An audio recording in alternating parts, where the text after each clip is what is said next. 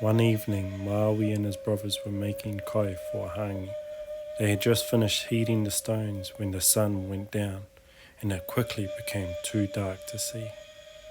Maui was annoyed with having to eat his food in the dark. He stood in the light of the fire and he talked to his people. Every day we have to rush to do our chores and gather our food before the sun sets. Why should we be slaves to the sun? I will catch the sun before it rises and teach it to travel slowly across the sky. In the end, Maui pulled out his great patu and held it above his head and cried out, "I alone have the strength to do this. I was the one that took fire from Mahuika. I was the one that caught the greatest fish to ever live. I can do this. I alone have the mana to do this."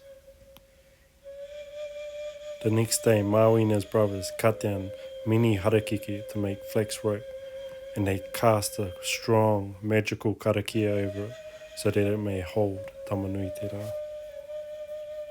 During the night, Maui and his brothers would carry the rope and travel across the land towards east to where the sun first rises.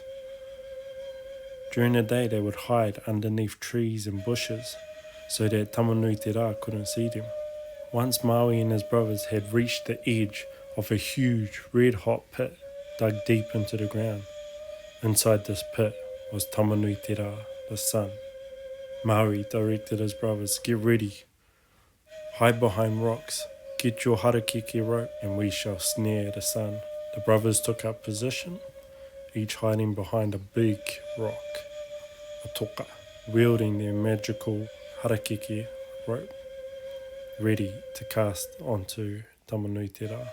Maui stood unmoving, staring out over the earth, and as it started to crack, he told his brothers to get ready. And as Tamanui Te Rā rose out through the ground, his brothers threw their harakeke rope and caught Tamanui Te Rā. The sun cried out in anger, not sure what was happening as he left his kāinga. The brothers jumped up from their hiding spot and pulled tightly on the harakeke rope, pinning Tamanui Te Rā to the ground. The sun roared in anger. Maui fought off the heat and the blazing fire from the sun and raised his mighty patu up into the sky. And he brought it down hard on the sun.